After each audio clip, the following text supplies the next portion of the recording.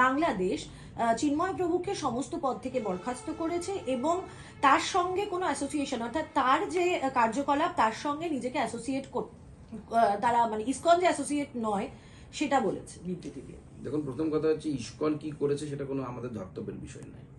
একজন হিন্দু সন্ন্যাসীকে, তিনি ইসকনের হোক বা অন্য কোনো সংস্থার হোক না কেন, যেভাবে হিন্দুদের উপরে আক্রমণের বিরুদ্ধে আওয়াজ তোলার জন্য তাকে যেভাবে ধরে নেওয়া হয়েছে এবং অ্যারেস্ট করা হয়েছে এবং তার সাথে তাকে জামিন দেওয়া হচ্ছে না, এটা অত্যন্ত নিন্দাজনক। ইসকন কি করবে তাদের তো অ্যাডমিনিস্ট্রেটিভ ব্যাপার, কিন্তু আমি বহু ইসকনের সন্ন্যাসীর সাথে এবং প্রভুদের সাথে কথা হয়েছে, তারাও অত্যন্ত উদ্বিগ্ন এবং তারা কনসার্ন। তারা চিন্ময় প্রভুর আগামী যে ভবিষ্যৎ, সেই ভবিষ্যৎ অর্থাৎ বাংলাদেশ সরকার কি করবে সেটা নিয়ে অত্যন্ত চিন্তিত।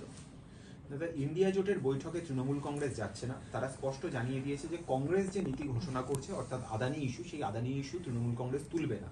তো কোথাও কি পার্লামেন্টে আপনাদের কিছুটা সুবিধা করে দিচ্ছে না তৃণমূল? দেখুন, এই মুহূর্তে আমাদের বিরোধীরা এমনিতেই ছন্ন ছাড়া। তৃণমূলের সুবিধে করে দেওয়ার কোনো দরকারও নেই, করে লাভও নেই। তৃণমূল কংগ্রেসের সাথে এক হয়ে থাকবো, কি করবে? কিচ্ছু করতে পারবে না। আমরা চাইলেই হাউস চালাতে পারবো। আমরা বিরোধীদেরকে সুযোগ দিচ্ছি, তাদেরকে রিকোয়েস্ট করছি। রিকোয়েস্ট শুনবে না, তখন সরকার অন্য কিছু করতে বাধ্য হবে। কিন্তু তৃণমূলের এই অবস্থানকে কিভাবে দেখছেন? তারা ইন্ডিয়া জোটের ভেতরে আছি বলে দাবি করছেন, কিন্তু কংগ্রেসের না, ইন্ডিয়া জোটটাই তো একটা ঘোট, সেখানে সবার ইচ্ছে প্রধানমন্ত্রী হবে। তার ফলে একটাই চেয়ার, 5 জন মিলে টানাটানি করছে। চেয়ার তো দূরের কথা, চেয়ারের একটা পায়াও জুটবে না এদের। তো সেই জন্য মুখ্যমন্ত্রী আমাদের মাননীয় মমতা বন্দ্যোপাধ্যায়, তিনি মনে করেন তিনি প্রধানমন্ত্রী হওয়ার যোগ্য। রাহুল গান্ধী মনে করেন তিনি প্রধানমন্ত্রী হওয়ার যোগ্য। এখন কংগ্রেসে তো আরেকজন কম্পিটিটর বেড়ে গেল, এরপর প্রিয়াঙ্কা গান্ধী প্রধানমন্ত্রী হওয়ার যোগ্য।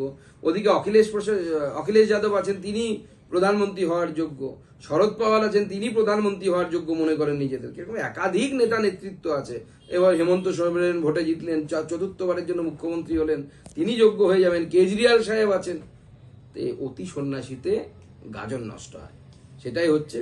এখানে গাজন কেন? এখানে গাজরও ফলবে না, গাজনও হবে না।